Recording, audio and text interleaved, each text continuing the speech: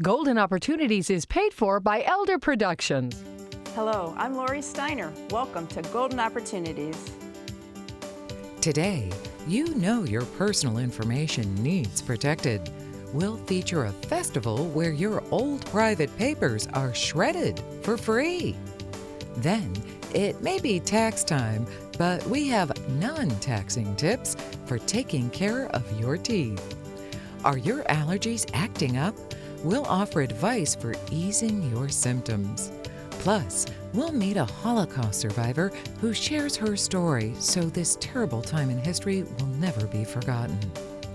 And trust us to give you a better understanding of beneficiaries' rights. It's time to get geoing, so pull up a chair and join us at our kitchen table for Golden Opportunities.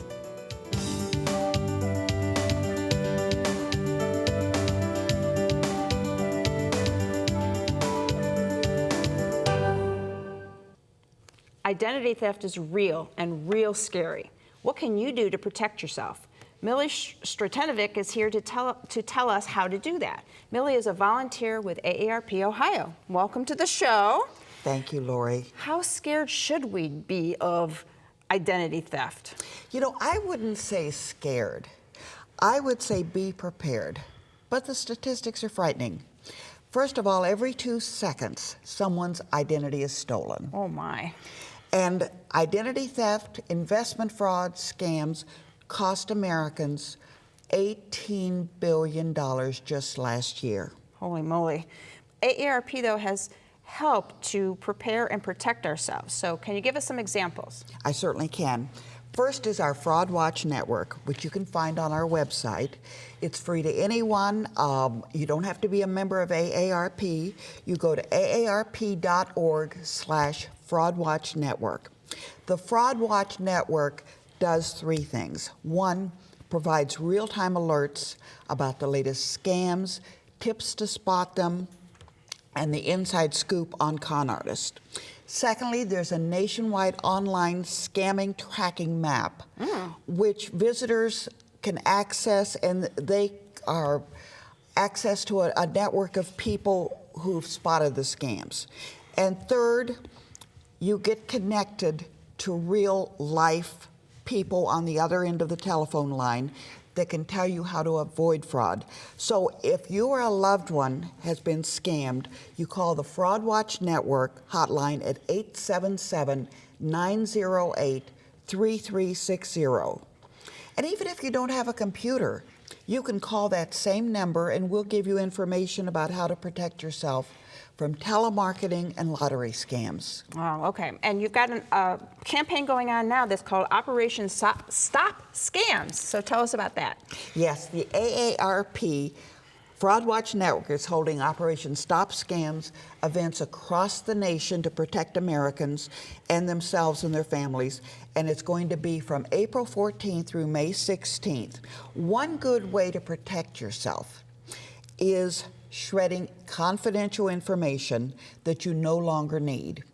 And in the Cleveland area, we're hosting 2 document shredding events that are free and open to the public. Okay, we got that up on the air for our viewers. So The first one is Saturday, April 29th from 10 to 2 at Tri-C Eastern Campus, 4250 Richmond Road in Highland Hills.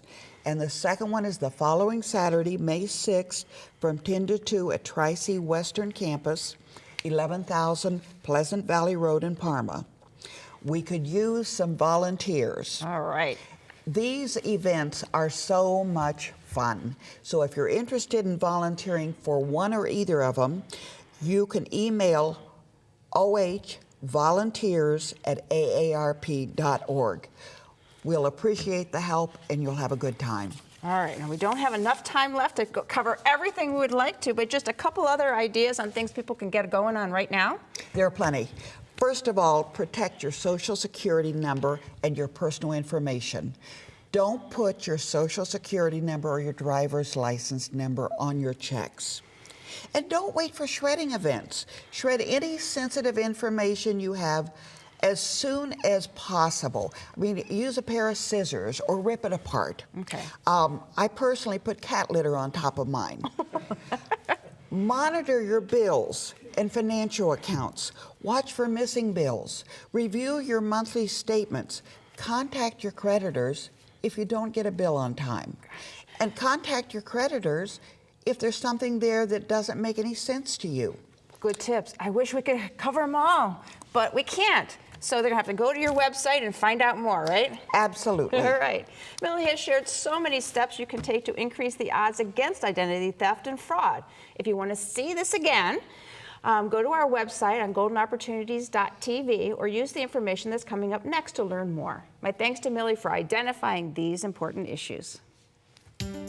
For more information, call AARP Ohio at 866-389-5653 or log on to www.aarp.org/Ohio. Next, there's no deadline for getting a great grin. But first, Tax Day is generally April 15th, but this year it falls on April 18th. So why the change? We'll file the answer when we return. Right now, the trusted experts of University Hospital's Seidman Cancer Center and the most advanced cancer-fighting technologies are in 17 community locations. That's leading-edge care, where you're most comfortable. That's UH Seidman Cancer Center. Right now, proton therapy, a revolutionary treatment for many types of cancer, is available for the first time in Ohio, and only at University Hospital's Seidman Cancer Center. That's the future of cancer care. That's UH Seidman Cancer Center. The date of Tax Day changes if it falls on a weekend, like this year. So why isn't tomorrow, April 17th, the dreaded deadline? Because it is Emancipation Day, which honors Lincoln's freeing of the slaves. This is an official holiday in D.C., so the IRS offices are closed. But come April 18th, they'll be open and ready to receive your returns. Have you tackled your taxes? That can take a toll. But transforming your teeth doesn't have to be taxing. Dentist Steve Marsh is here with easy fixes that result in a return of a big smile. Thank you. Welcome back to the show. Thank you for that wonderful introduction. Cute. So, a couple of weeks ago, we featured big jaw-dropping mouth makeovers, but today the trend is more towards non-taxing treatments that make your teeth look terrific, right? Right. So, yeah, when we did that other segment, we showed a lot of big changes, but not everybody needs a big change or wants a big change. Sometimes they have, it can be a financial situation. It could be, well, I need this done because my daughter's wedding is next week and I hadn't done it and I want to see what we can do.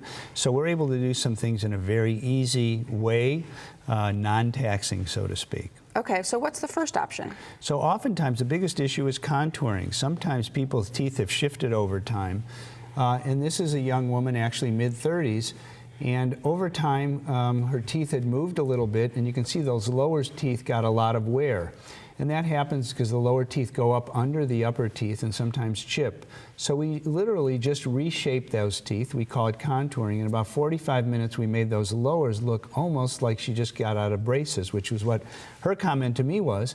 And on the viewer's left, you can see the front tooth, one of the front teeth was shorter, and we actually used some material, some bonding, to make that equal. And she said, my gosh, my teeth haven't looked like that since I was 14. So wow. What a big change in 45 minutes or so. Absolutely. So what's another easy option? So I mentioned bonding in terms of that tooth, and sometimes we do a lot more bonding. And again, bonding is a way we add material or composite to a tooth that's fractured. So we mentioned lower contouring. On this patient, we did some lower reshaping. And Lori, this is the daughter of a dentist. And she was biting into something. It was sort of hard and fractured. It had always been a little thin. So you see in the before that corner's missing, and right. then again in about a half hour's time we were able to reshape the teeth and then add this bonding material. People often ask me, well, can you see the difference between where the bonding is and where the tooth is? What would you say? Absolutely not, no. Absolutely not. So if it's done correctly and carefully, you get a great result. I love this picture because I mentioned people coming before a wedding and not giving us much time. This is the daughter, or excuse me, the sister of the bride. And she came in, she didn't like the way her teeth had looked. Like the other party I had talked about, she also had teeth that had rotated after braces. You know, that's why we tell kids, when you're done with braces, you have to wear your retainer. Not many people do. The ones who do are called women, the ones who don't are called men. Be that as it may, her teeth had shifted, so we said we can reshape the lowers, and in the upper teeth we did gum contouring because we wanted everything to look even up on the top. And so we use a diode laser in our office. It takes 15 minutes to make all that tissue look uniform, and then we bonded the teeth. Sometimes, Lori, it takes more than bonding. So this is a patient where we reshape the lower teeth, and if you look very carefully, in the before picture, those two front teeth stuck out, and the two laterals, the two next to the centrals, were back. She said she didn't want all her teeth done. What could we do? We reshaped the lowers, we reshaped the front two, and we put 2 porcelain veneers on the teeth that sat back. And it looks uniform from the front. In a very easy 2-appointment method, we were able to achieve that.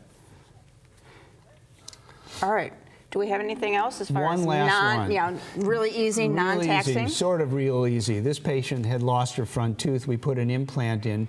We did have to wait 4 months for the bone to integrate. And then we put a crown on that tooth, and we did porcelain veneers and some gum contouring. We did that when she was 22. She just came back to Cleveland at age 32. She's a nurse, and they look very much the same as they did when we did this work over 10 years ago. Quite a difference. So we have lots of options today, small or large, but we can do whatever it takes to satisfy the patient. All right. You know your taxes are due in 2 days, but what's your deadline for having the smile of your dreams? Don't ask yourself for an extension. Give Steve a call to file for one of these easy fixes. His number's coming up next. See what Dr. Stephen Marsh can do for your smile by calling 440-461-1003 or visit www.clevelandsmiles.com. Next, Allergy Alert. Looking for places to go, things to do? Welcome to our community calendar. Enjoy over 250 quilts featuring the artistry and talented techniques of quilt makers at the North Coast Needlers' 15th Biannual Quilt Show. The event takes place April 22nd and 23rd in the Westlake High School Rotunda and also includes handcrafted items for sale, a quilt side cave, and a vendor mall. To sew up the details, visit www.ncnquilt.com. Are you allergic to spring? It can feel that way when blossoming flowers and growing grass trigger sneezing and watery and itchy eyes. Dr. Mark Roth has joined us in the UH Broadcast Center to share helpful ways for allergy sufferers to survive the spring season. Dr. Roth is in internal medicine at University Hospitals. Welcome to our show. Thank you. So are we already into the spring allergy season? Well, the allergy season does begin in February and reaches more of a peak in March, April, and May. So we have definitely entered into the season. Yeah, we're going to be in it there for a while yet. So how long does it last then?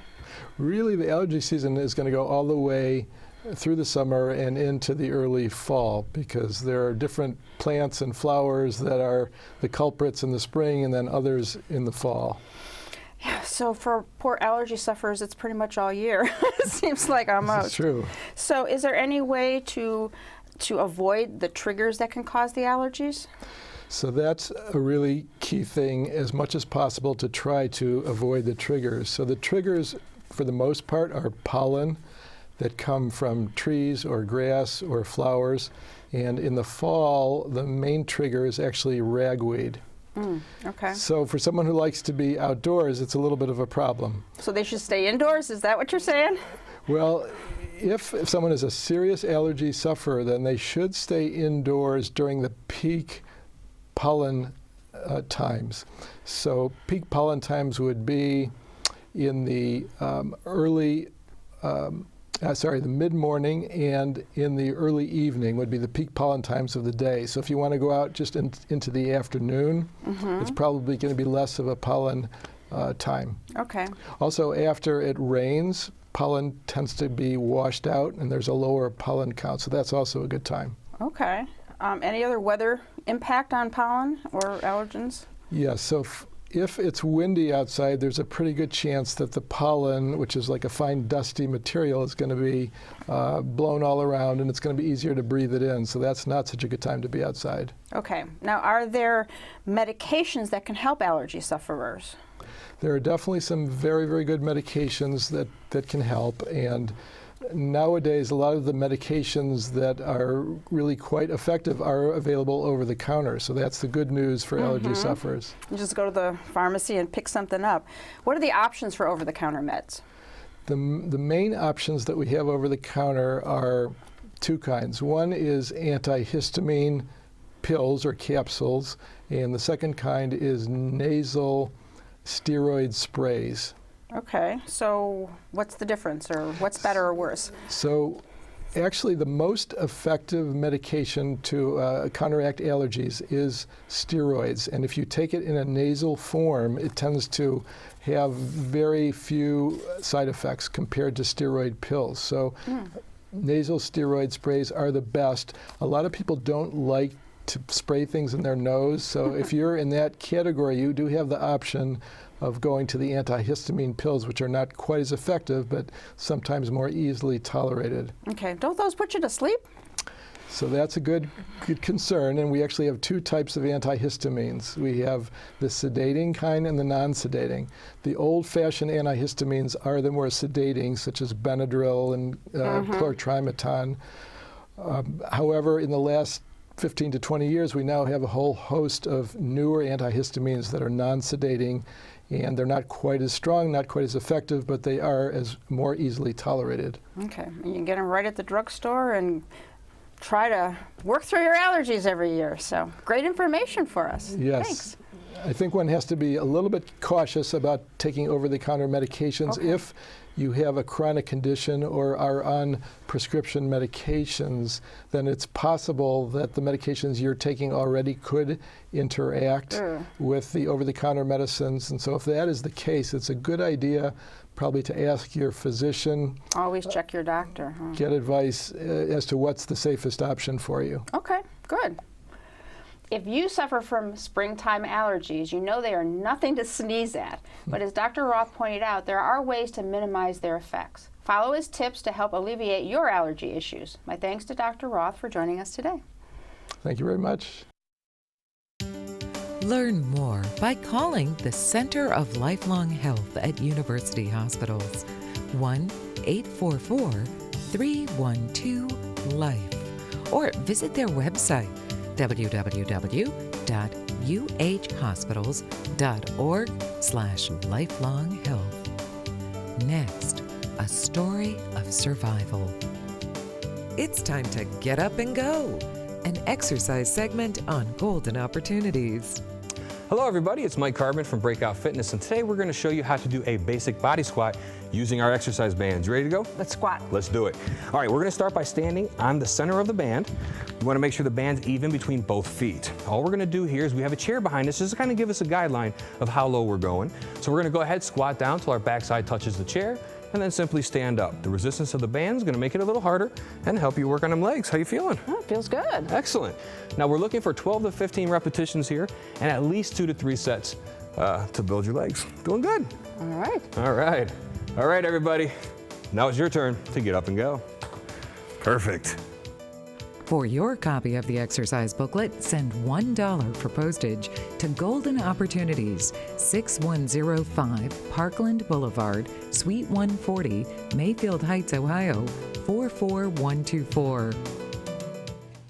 Many of the remaining survivors of the Holocaust feel strongly about sharing their stories so this important history isn't lost. George Cronenberg is one of those survivors. He joins us today to share his personal experience, and we'll also have information about an event where another story will be shared.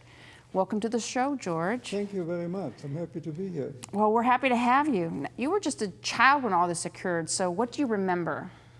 Well, I remember when the Nazis came through our town, and I really didn't know much about it because I was very young, and my parents were very protective over us. They didn't tell us much. Although I did see the Nazis go up and down the street, and I saw them in their armored cars and motorcycles. I'm sure you've seen that on television and in the movies and so forth. But they never really told my sister and myself. Oh, wait. Oh, we have to start over. Darn it, that was going.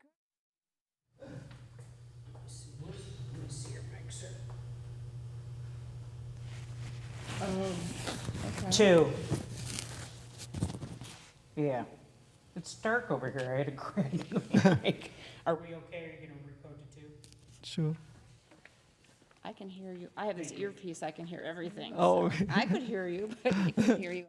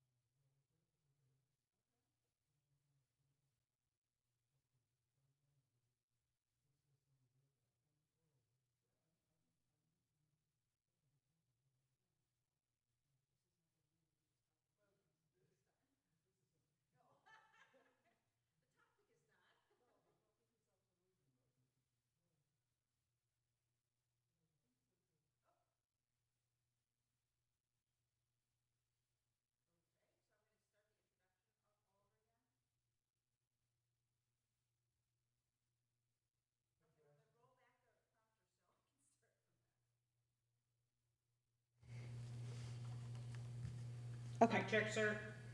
Yeah, we had all that time. I wish we would have. Can we get a mic check, sir? Count to 10. 1, 2, 3, 4, 5. Loudly. 1, 2, 3, 4, 5, 6, 7, 8, 9, 10.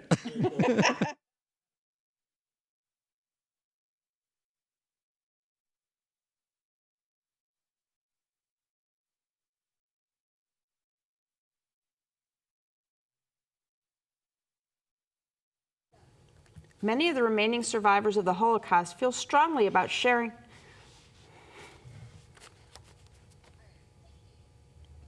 Okay, doing it again.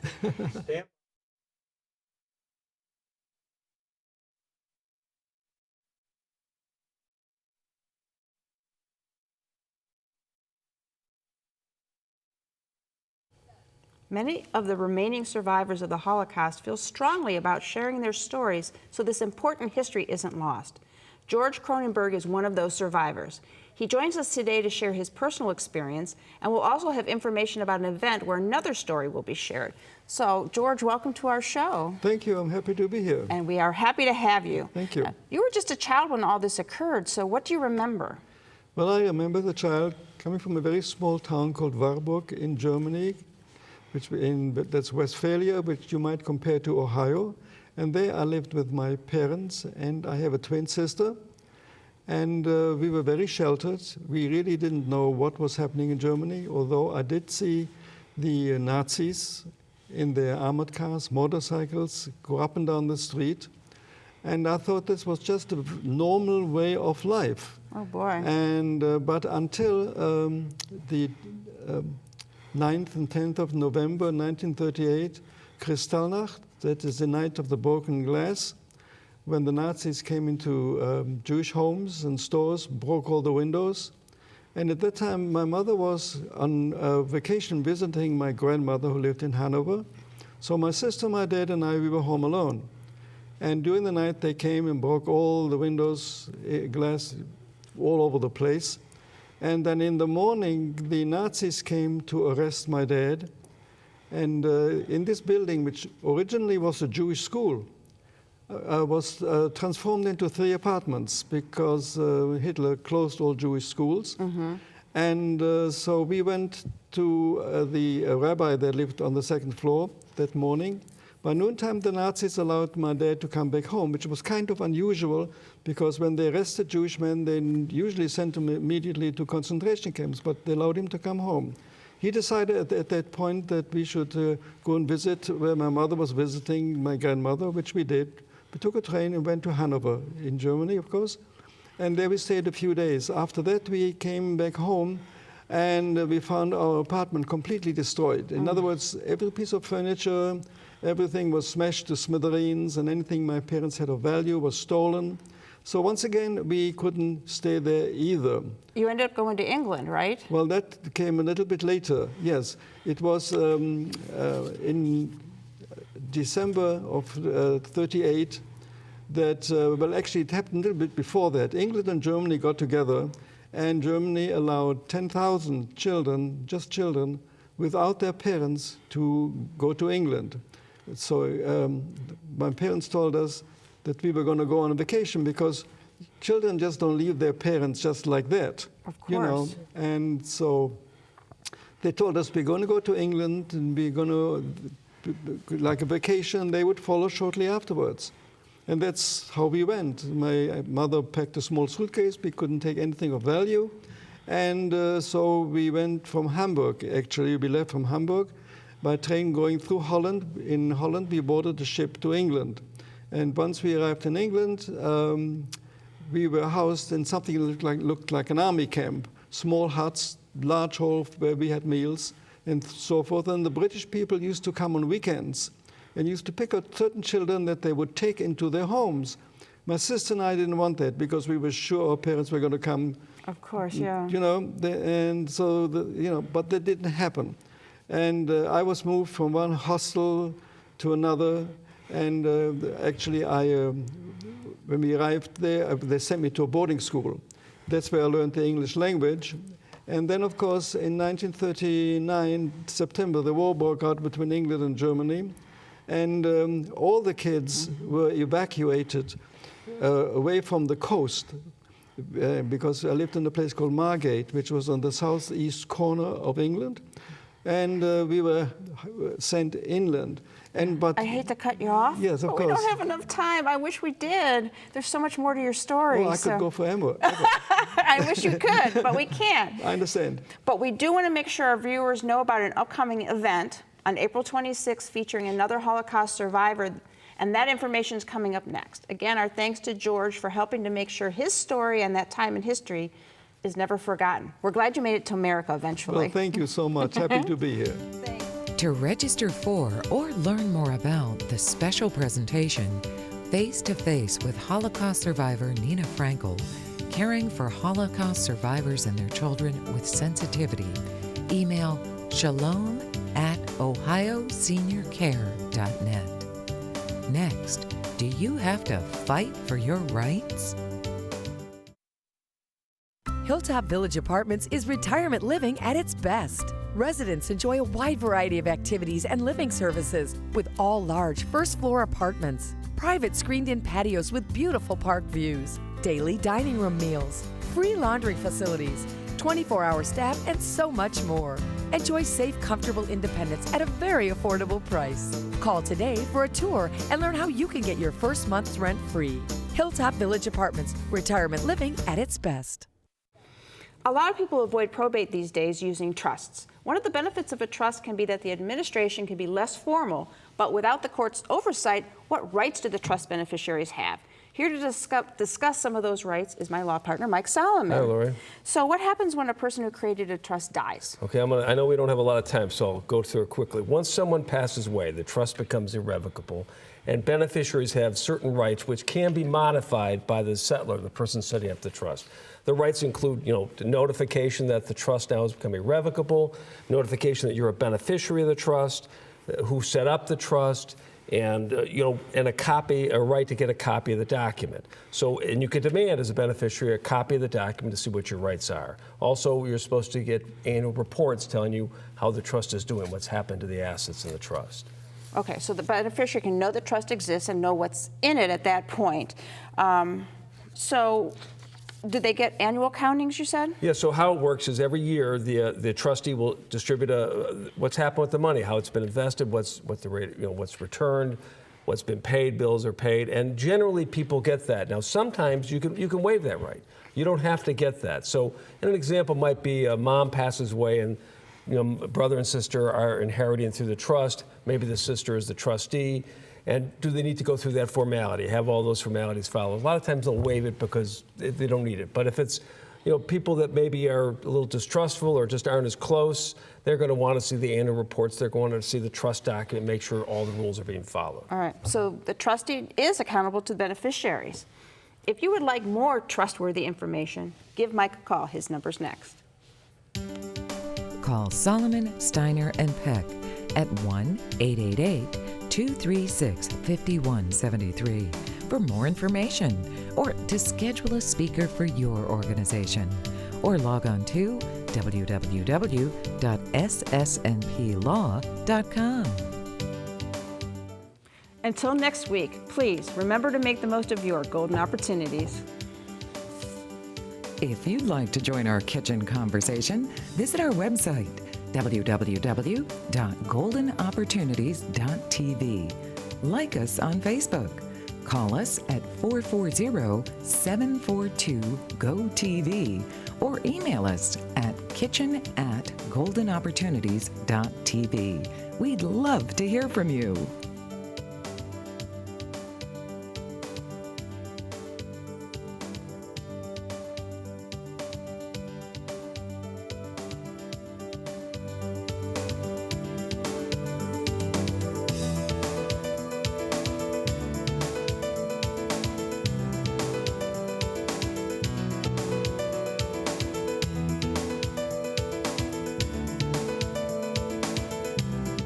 Golden Opportunities is paid for by Elder Productions.